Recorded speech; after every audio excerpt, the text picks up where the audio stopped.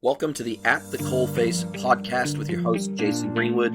This podcast is all about what it's really like in the trenches of digital and e-commerce.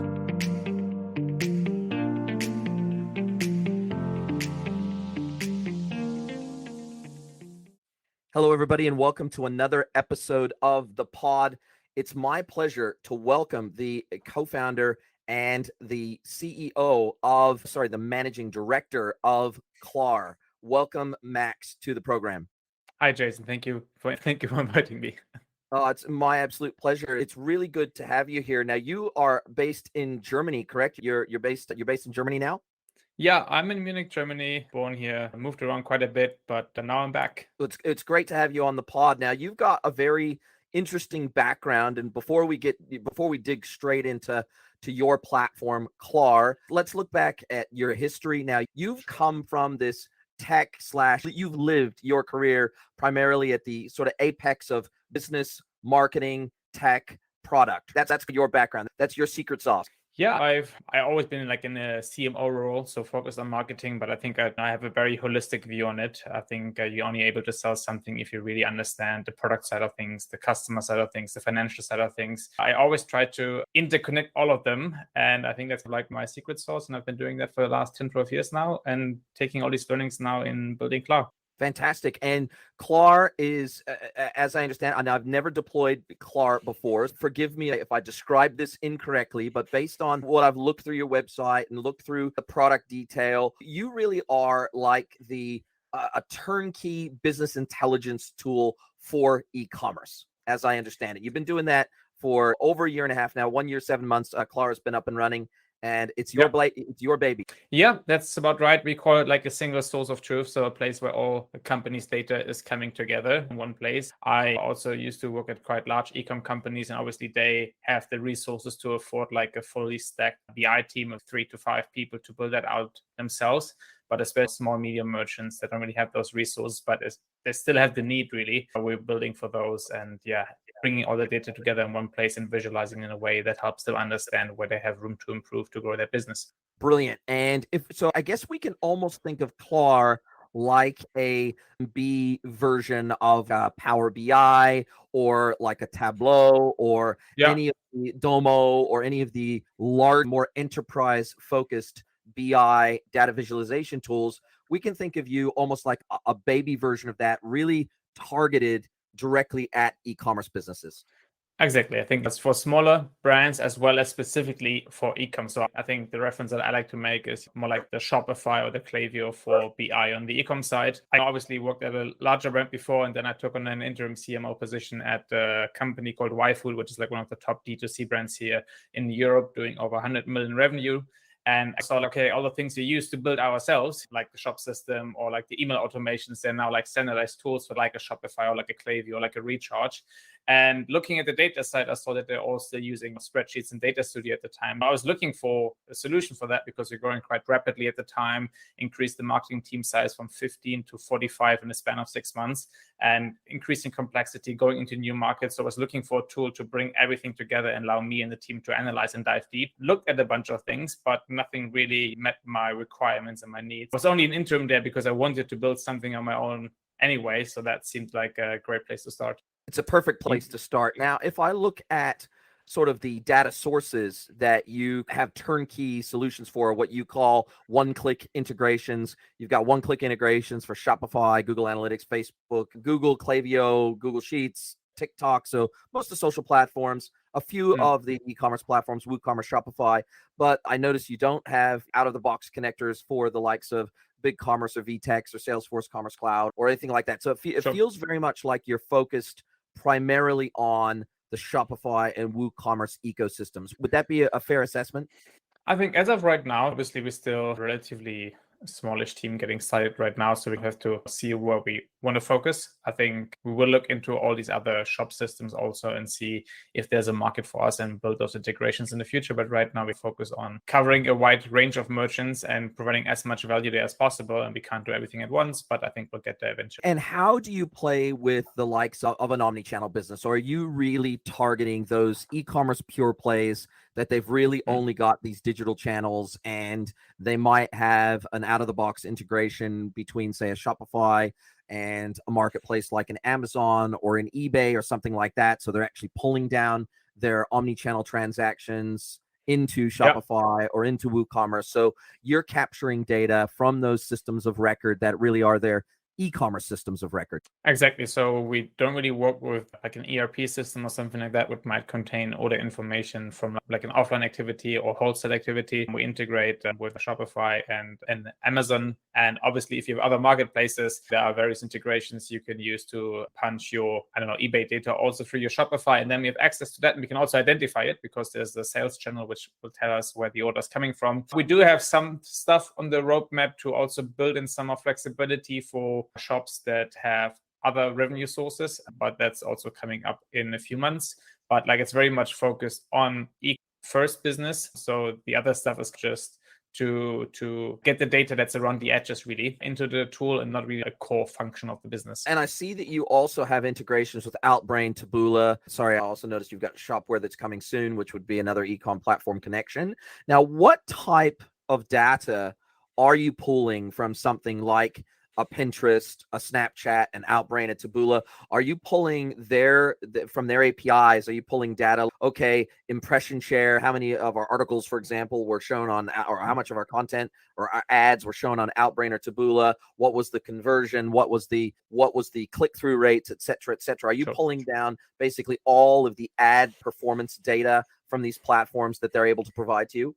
Yeah, we can pull everything, and then it's the question of what's interesting and meaningful. We don't have dedicated reportings yet that are specifically built for an Outbrain or Taboola, so they're sitting more into like general marketing reports. And within those, like something like impressions to share not make so much sense because it's a concept that's quite unique to those native channels. But something like impressions, click, CPM, CTRs, ad platform reported conversions. So everything along those lines, we kind of pulling and integrating into our.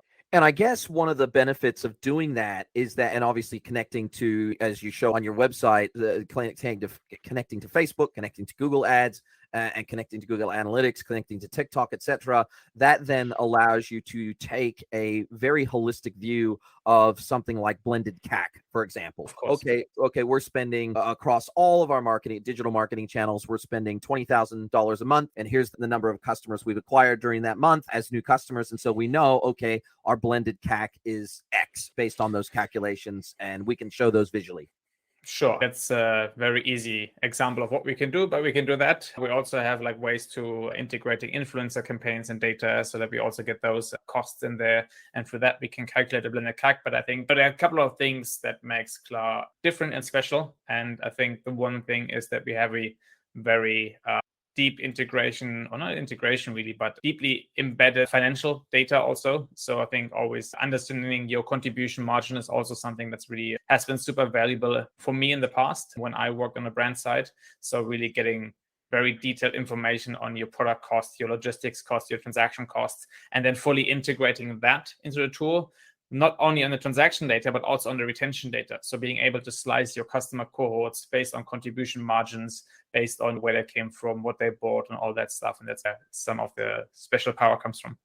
And I guess that allows brands to better understand their unit economics across the board, because we're taking into account these costs, we're taking into account revenue, we're taking into account effectively all of our COGS, regardless of source, or most of our COGS. Now, one of the connections I don't necessarily see here, and again, this could be coming soon because you've got quite a few integrations that look like they're on the way, but I don't see you plugging into things like Gorgeous or Zendesk or any of the major customer service platforms. And it feels to me like that would be like a natural next step for you, because cost to service is a very real, legitimate cost that needs to be calculated, similar to CAC. And we need to take that into account to get our net margins or our net retention, et cetera, et cetera. We need to get net figures wherever we can. And so blended CAC is great. Our revenue figures are great. If we know what our average cost structure is, then we can get our average margin. So we can start calculating these things, but it feels like cost to service is such a significant part of these calculations to get our true CLV. It feels like that would be a natural next step for you guys.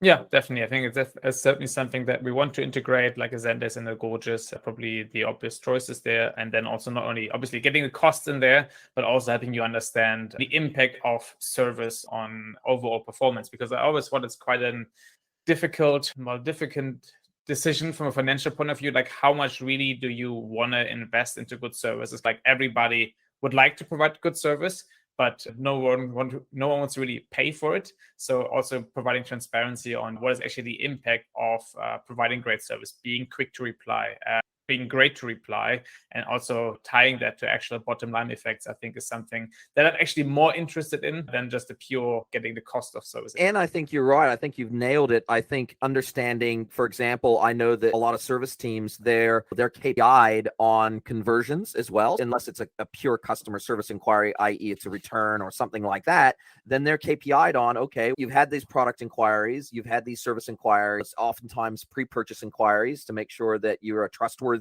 merchant, why customers are reaching out to you, whether it be email, help desk, social, direct messaging, live chat, phone, et cetera, they're reaching out to you to ensure that you're a credible merchant, right? Before they transact with you, or to ask a specific product question. Do you have this in stock? Do you have this size, et cetera, before they transact with you? And so I know a lot of service teams are incented or at least KPI'd on their conversion rate, particularly based on the type of inquiry that comes in. Are you recommending products that are a good fit? Do they convert? Are you helping to create carts for them that they can execute on straight away? And obviously, when you're looking at something like Gorgeous connected to Shopify, that's easy because you can create the cart for them and all they got to do is check out. So there's some really interesting, I think, data out there around performance from the service side of the business, where it can be a significant revenue and conversion contributor if the team is structured and incentivized properly. No, for sure. I think that's something that's also developed over the last few years, where customer service is not just seen as a cost center, but also as a potential revenue source, both from, like you mentioned, helping customers make the right decisions. And there's also various things going on and around the space of, I think it's called conversational commerce now, where people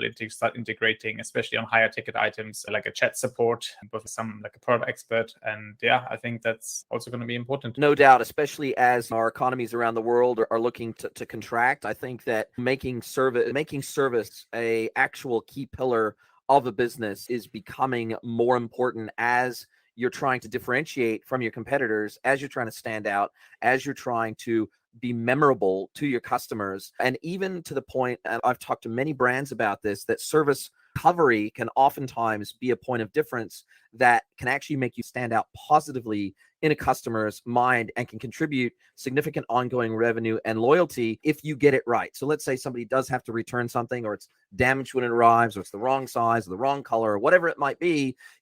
Customers will take notice of how easy and seamless reverse logistics is, how easy it is to get a hold of you, how easy it is it to get a credit or a refund when it's appropriate. Are you going to make me jump through hoops to get this back to you? Are you going to cover the cost of returning it to you if it was your fault in the first place? If it's my fault, maybe I've got to. All these questions come into play, don't they, when you're thinking about customer service? And I know this is getting a little bit away from what your tool does, but I think you have some unique visibility into so many metrics within a business that are some of the bigger levers that you can pull. But I think many brands overlook that service recovery piece as a tool of retention, as a tool of customer joy. Yeah. And I just think it's such a big deal. And a lot of brands, they don't see it that way. They see it as a pure cost center as opposed to a center of customer joy.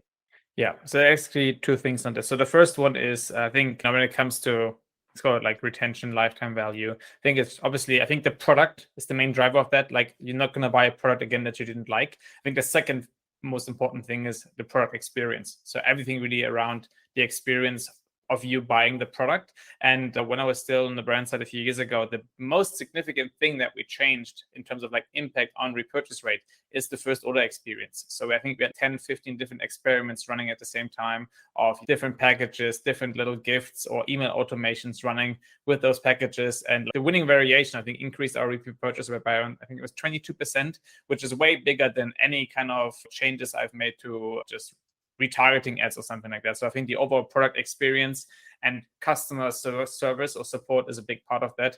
It really ties directly into how much your customers love you and come back. So that's the one side. But then you also mentioned something quite interesting that ties back into our product. So you talked about how these customer journeys or also these buying patterns might get a bit messy. I order something, it arrives broken, I complain to customer support, they manually issue a new order, attach that to my product, but it's a 100% discount order. So now if I just look at that data, it seems like I'm a repeat purchaser, but my second purchase was at 100% discount.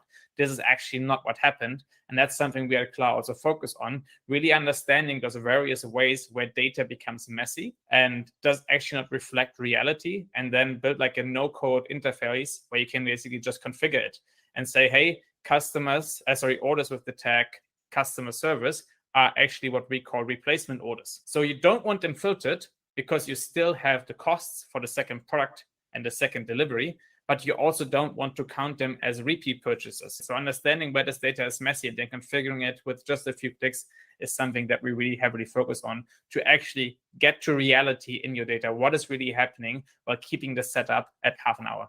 Wow, amazing. Now, you don't pitch yourself as a CDP. You don't pitch yourself as this font of all knowledge around specific customers and segmentation, et cetera, et cetera. So you really are staying in your lane in the sense that all of your data is aggregate data, right? Like we're looking across all purchases over a specific period, a window of time. We're looking at performance over a window of time, CAC over a window of time. So we're looking primarily at aggregate data. Obviously, you need to understand things like CLV, and you need to understand AOV. And in order to do that, you have to understand the total number of active customers in the database. You have to know their churn rates. You have to know rebuying frequency. There's certain things you have to know about individual customers, but you don't necessarily have to know them by name or email address. You're still looking at aggregated data to generate your reports and your insights, correct? Yeah, we don't go down on the customer level right now. There's not too much value. It depends on what you really want to do, but it's not something that we focus on as of right now. It's not just aggregate. You can slice and dice your data across basically any kind of dimension that you really have in Shopify, that you have in your Shopify or in any kind of system. So you can go by country, by product board, by marketing channels, by discount code used, but we don't really break it down to the individual customer level. In the reports, you can go down on the order level, but yeah. No, it makes sense. Obviously, the CDPs in the market that pitch themselves as CDPs, the reason they want to get granular is so that they can do things like dynamically create lookalike audiences in Google and Facebook, etc. And that's not your goal. Your goal is, hey, we want to give you easy, turnkey sort of reports and insights into your data that then becomes actionable in a way that you can't get easily in any other way. So would you see yourself as competing more with the likes of, say, a Glue versus your traditional Segment or other CDP in the marketplace? So what, do you think that you actually have competitors in the market, or do you think that you're sufficiently differentiated that you go, hey, we actually do things in such a unique way that this is our value prop? Our value prop is giving you actionable insights into your data that then you can make decisions around, what products to carry. You can start making decisions around, again, as you said, how much money we're putting in service, how much money we're putting into different marketing channels so that we can double down on the ones that are working. And because you do track certain elements of attribution and performance across marketing channels, you don't pitch yourself again as an attribution platform like a Northbeam or a Triple Whale, but there are elements of that you automatically bring in that can make people smarter about where they spend their marketing dollars too. Yeah.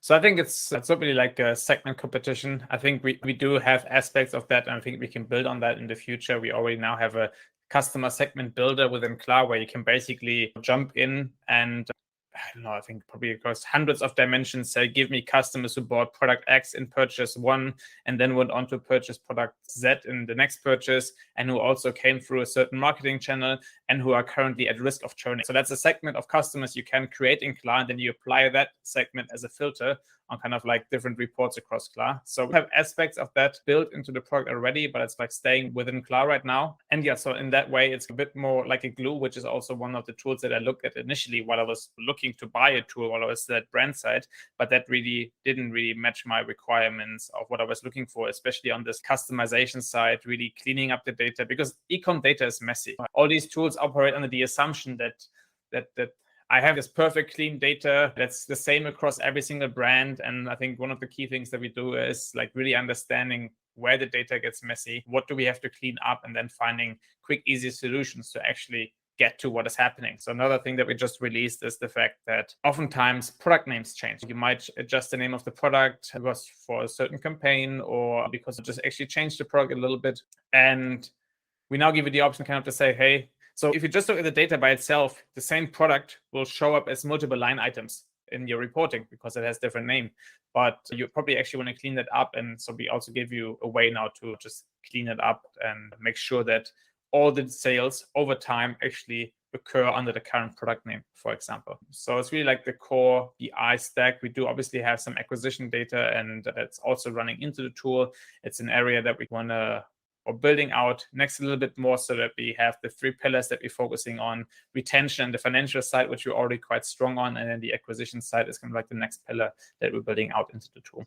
Amazing stuff. And I guess one of the other value props of your platform, at least as far as I can tell and looking into what you offer and how you pitch the platform and how you sell the platform, is the idea that this is largely turnkey. Of course, there's always integrations that have to make sure are running properly. Of course, there's some data cleansing that has to go on and understanding of your product data, like you just said. But for the most part, you are largely plug and play. You are largely turnkey, and most of your reports, of course, you can create custom reports within Klar, but you have a tremendous number of those most important e-commerce specific reports out of the box. You plug it in, you start sucking in the data, and you are starting to drive actionable insights out of that data almost instantaneously.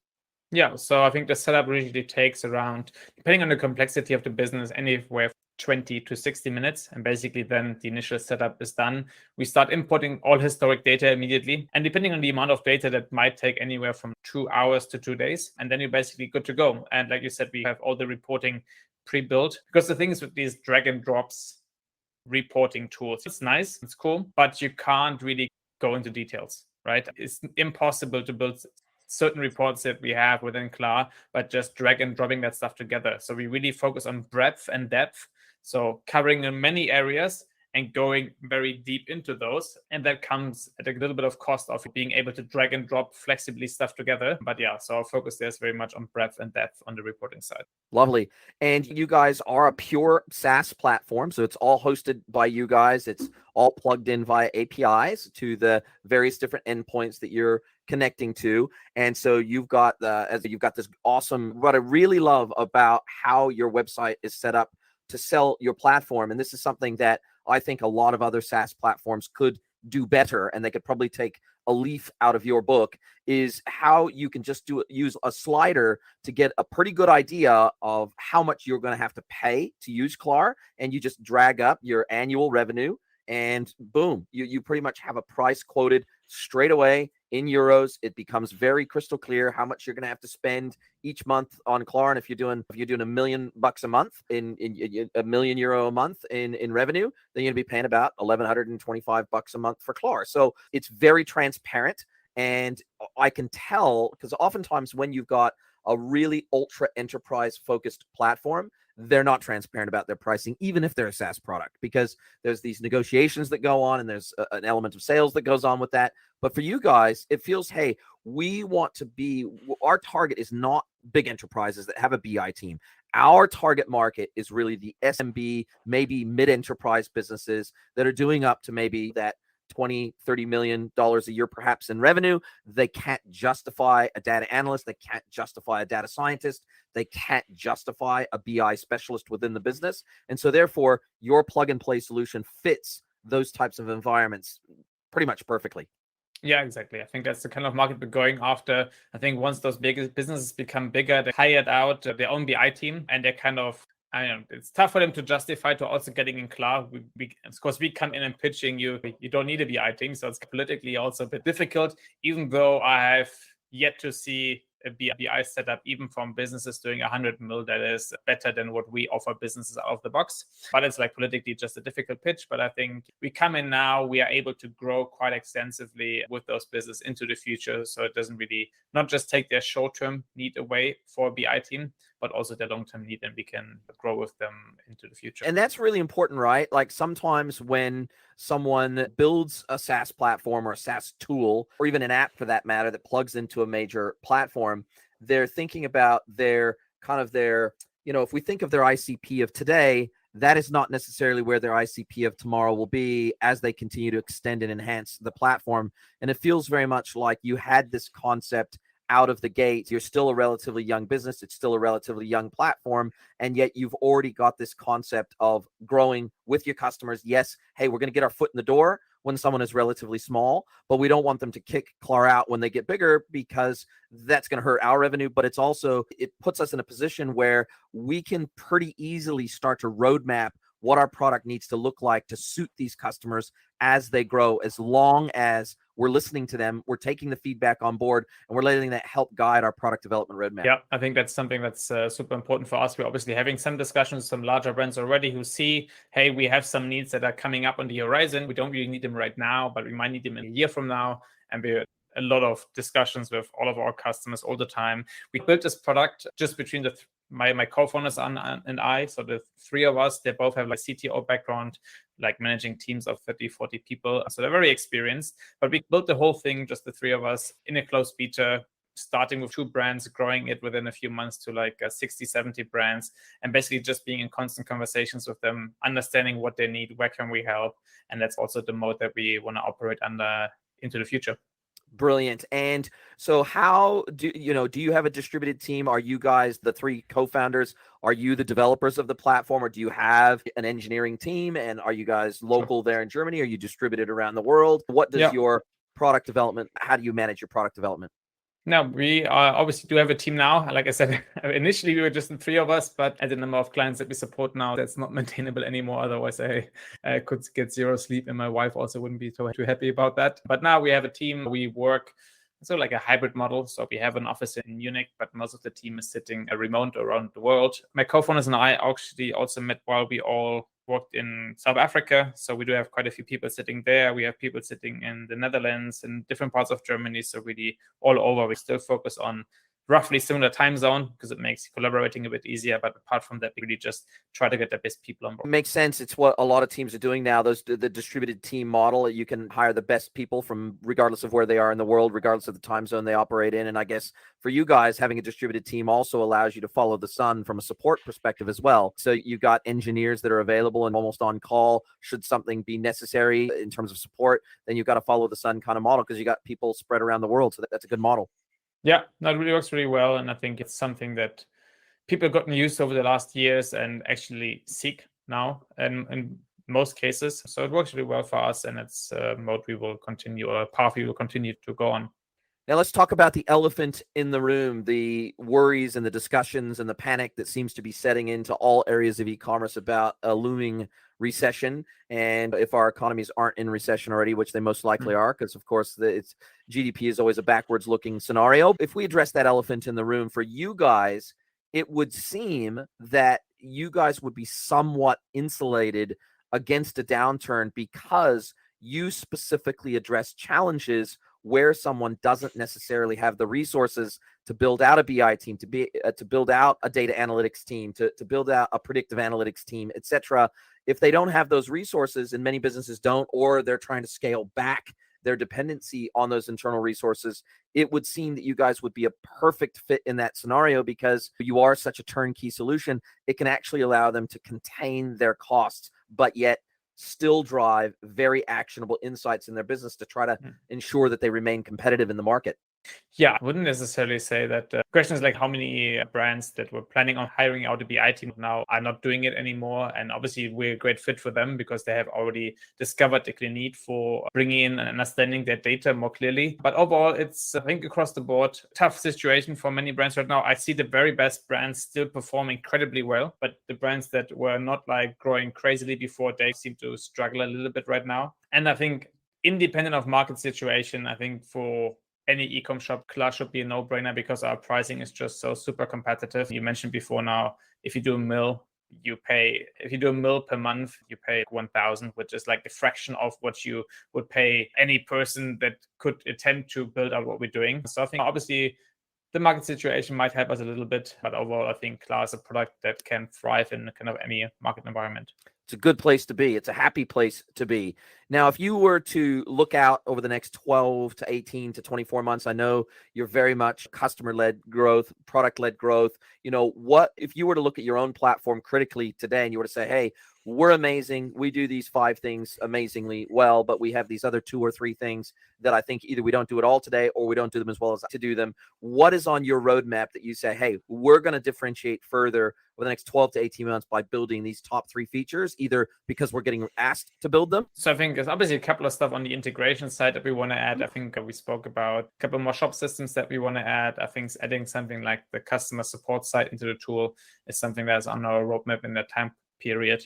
That's a little bit less of a sexy answer. There are a couple of things that I find quite intriguing that I want to get into soon. I think the one question is really around email marketing. So obviously we do have a Klaviyo integration, but I think the depth of data we can get into there's still quite a lot of stuff we can do, especially understanding the incrementality of what really email drives. Because obviously Klaviyo's reporting is absurd, how much they attribute as their own revenue, and really understanding what type of customers am I being able to convert, what is actually the incremental impact that I'm driving with my various automations. It's always very easy to argue that email has a high ROI, and I totally believe in email. It's just about really getting a better understanding of what is the incrementality of what that channel drives, and that's something I want to get into quite soon. If we now talk about a little bit bigger of a time horizon, it's something where I want to be able to not just show reports and data to people, but also actually proactively tell them where they have room to improve and what they need to be doing in order to improve. Because we have this large set of data, and I think we can help people in their discovery of problems and opportunities. So that's something that we want to move into in the future. Love that. If you can create this dashboard of hit list items, of action items, where you can say, okay, these products are underperforming, or these products are generating the most returns or the most questions, or I just think if you have this kind of hit list of suggestions of ways in which the data can be interpreted to create action off the backside of that, I think that is just going to be that the value add that would bring to the table would be so substantial over just the dashboards are great. And don't get me wrong, I think most business owners would love to have a dashboard that's at least telling them where they're spending money, where it's looking like the best ROI is coming from. All those things are really important. But I think, especially for time-starved SMBs, having that hit list of 4 or 5 recommendations, and then if they implement those recommendations, seeing the levers that get pulled and seeing the impact over, say, a 30, 60, 90-day period of time, I think that suddenly starts to make you even more indispensable to the business than you are now, because it's almost like a virtual CFO, it's almost like a virtual CMO. It's all that wrapped into one. Yeah, and I think I actually just lost my train of thought there. So yeah, I think that's also where an internal BI could never compete, because you always just have this data set of n equals 1. You just have your own data looking into. But it's a very tough challenge. And we all know these GA suggestions. Hey, here are some things that we might think you like or you might find interesting. And I never find them interesting. There's always just some random stuff I don't really care about in most cases. So really building that out is a pretty complex challenge, because it really depends upon who do you compare to. Because building benchmarks is easy. Everybody can build a very bad benchmark. Building a very good and insightful benchmark is a lot harder, because it really depends on the type of business you're comparing people to. And there are various differences that you need to consider in order to understand, does it even make sense to compare these two businesses? Then also bringing those comparisons down to a level where you can actually do something with them. It doesn't help me if I tell you your conversion rate is bad. There are a million things going into a conversion rate, so I can't really do anything with that. Makes complete sense. So I think where it is helpful, I think, is particularly if you have benchmark data that is verticalized, and you can say, okay, you can effectively say, okay, you can self-select into a cohort of, say, maybe a CPG business, maybe it's a homewares business, maybe it's fashion. There's maybe these buckets that someone could self-select into from a benchmark benchmarking perspective. And maybe they could just click to see benchmarks across different types of businesses within the tool, just so that they could see, hey, this is something to strive for. This is an area where we think we can improve. These are areas where, again, because you're taking aggregated data and you're not taking direct competitor data, I think you do have that pan merchant view. The other benefit, I think, of doing that is that, as you well know, one of the biggest issues with Google Analytics is Google will oftentimes make recommendations that will prompt you to spend more money on Google Ads. That's the first thing. We know that. We know the recommendations that they make today do that. The second thing is they take such a tiny selection of data, right? It's such a tiny subset of the data. It's not looking at all your data. It's looking at a representation of your data. And sometimes it's a very poor representation. And so I think with you guys, because you're looking at all of the data, you're not taking a sample set of data, you're taking all of the data. I think that puts you in a position to be able to make recommendations that, A, you don't have an axe to grind, you're trying to sell them marketing, and 2, you're looking at all the data. So that, I think that automatically gives you a pretty big leg up. Yeah, I think just we are very much aligned with the merchant. We succeed if they succeed. I think that's a big philosophy we built Klar around. We just want our merchants to do better. And if they do, we do. So it's like about really winning together and providing or like building out like resources that they can't have internally and they can like access in order to improve their business. Love it. And you alluded to this in the beginning, but I'll just dig down this rabbit hole a little bit further. You said at the time you were trying to find a tool like Klar in the market, and you did look at like Glue and some other products in the market, and you said either A, this is not a good fit financially for us because it's ridiculously expensive, or it doesn't do what we need it to do. It's either not comprehensive enough, it's wide but not deep, or deep but not wide. It doesn't necessarily meet our needs. So clearly this kind of sprung out of the concept of scratching an itch, right? Yeah, 100%. I was completely in the market of buying something. Like I said, we grew the marketing team at YFood from 15 to 45 people. We, in a span of 4 months, expanded into 8 new markets across Europe. And like things were getting incredibly complex. I just had 2 guys, more or less, full-time maintaining and updating spreadsheets. Yeah, I was looking for something, couldn't find it. And I said, I wanted to start something of my own. And I had already discussed with my 2 co-founders that we wanted to do something together. And so that idea got added to my long list of ideas. And it's the one that prevailed and that we started working on. Love it. Love that concept of scratching the itch, or so as we say, eating your own dog food sometimes is another term. And I think that's a great thing. I really do, because I think that if you are representative of the pain that your customers are feeling, and you felt that pain too, you have that natural built-in empathy for the market that you're servicing because you are that market. And I think that has such an impact on guiding the empathy that you build your product with, and what you put on that roadmap is dictated and guided by, hey, where is the lowest hanging fruit here that we can knock on the head straight away, but also what are some of those more stretch ambitions in the future where we can expand our product to meet more requirements as we grow. So I think that's really good. Do you guys have a partnership model, or are you guys purely, hey, we want to make this as plug and play as possible, or is it your vision in the future that you'll work with agencies or consultants, et cetera, to help position Klar into businesses where it's a good fit? I don't see anything about a partnership model on your site, so I assume you really want to stay a D2C SaaS brand. So just a couple of things there. So on the empathy side, I think it's super crucial for me. I think it's also one of the core values that we put in for Klar is empathy. I try to hire as much as possible on the business side of things, people who've been in the trenches, who operated e-commerce brands, who work on agencies, so that we can really understand the situation that the customer is coming from, what kind of problems they have on a daily basis. So that's super really crucial to me. Obviously, let's see how we can scale this into the future. But right now, I think from the people we're getting quite a lot of guys who've been in the trenches and have made that experience. So when it comes to the partnership question, we initially hired mostly on the engineering side of things. So I think like right now, 80% of our company are engineers, just because we kind of really focus on product and building a great product. With the number of customers that we're getting now and that we're already supporting now, we need to build out the business and commercial side out a little bit more. We're also going to set up a partnership program. We're in the process of doing that. We're already working quite closely with a couple of agencies that essentially are onboarding the entire customers onto Klar to also have clarity for themselves as well as the brand. So I think we're going to have an approach where we have a partnership program where we quite heavily focus on content and community. But the most importantly, I think it's about referral and word of mouth. And thus far, I would say 90% of our customers came through that. And it's actually something we're quite proud of. Amazing, because that's truly sustainable. It means you're not out there having to spend millions of dollars a month with